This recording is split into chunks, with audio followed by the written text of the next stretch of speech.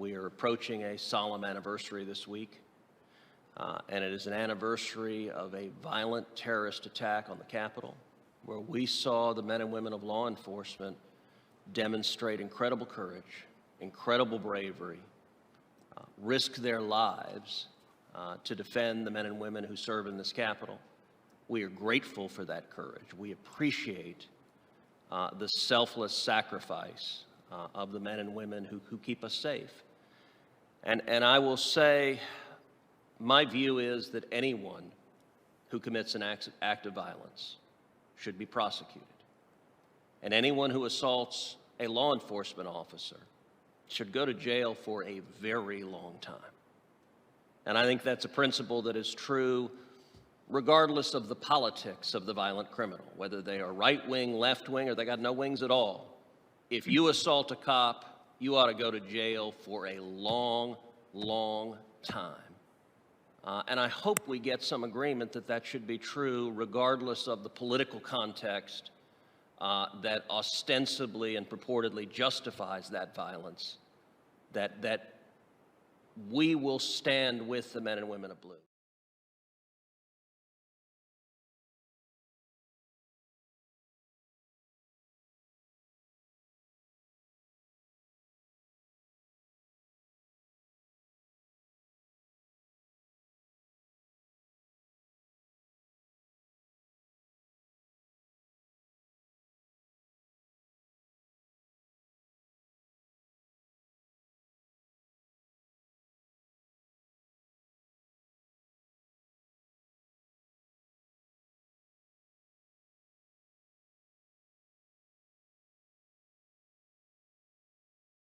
Something of note happened the past 2 nights on Fox, perhaps not that unusual considering what we just saw in Tom's report, but it began when Senator Ted Cruz described the events of January 6th from the site of the infamous day.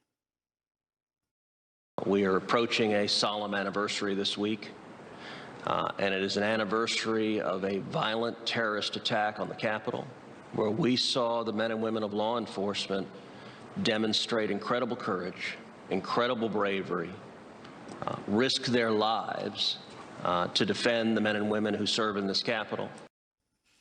Straightforward, nothing crazy about that comment. Ted Cruz just saying what is.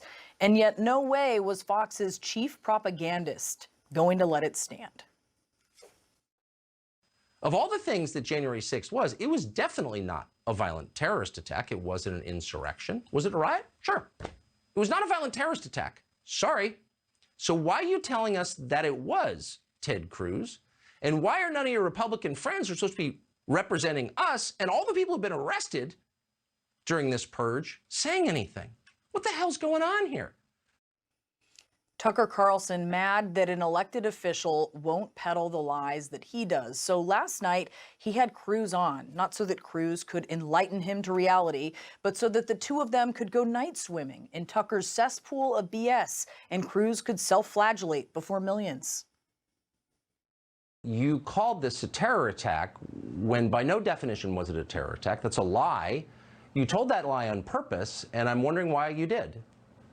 Well, Tucker, thank you for having me on. When you aired your episode last night, I sent you a text shortly thereafter and said, listen, I'd like to go on because the way I phrased things yesterday, it was sloppy and it was frankly dumb. And I don't buy that. Whoa, I don't buy that. Look, I've known you a long time, since before you went to the Senate. You're a Supreme Court contender. You take words as seriously as any man who's ever served in the Senate. And every word you repeated that phrase. I do not believe that you used that accidentally. I just don't. So, Tucker, as a result of my sloppy phrasing, it's caused a lot of people to misunderstand what I meant. Well, we will get to the groveling in a moment, but first, Cruz's claim that his words were spontaneous and sloppy. Actually, they were accurate, but perhaps more importantly here, consistent with what he said right after the attack.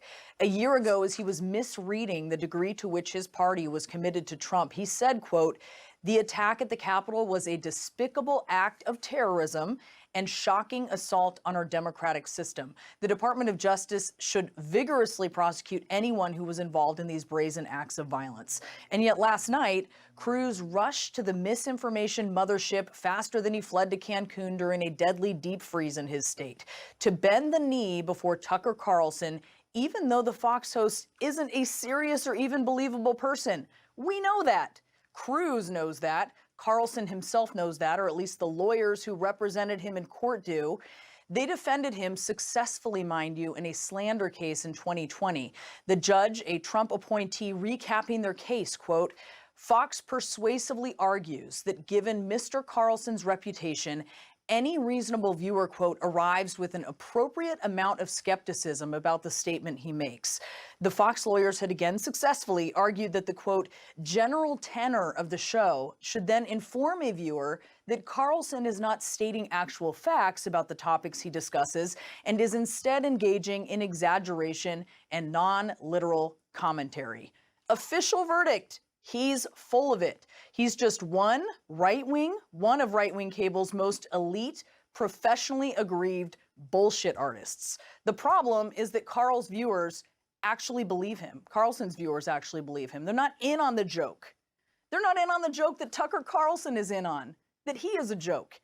Elsewhere on Fox Entertainment Television, they didn't like how Vice President Kamala Harris said that January 6th will be added to the list of dates in American history that will live in infamy. They're trying to turn it into Pearl Harbor. They're trying to turn it into 9/11.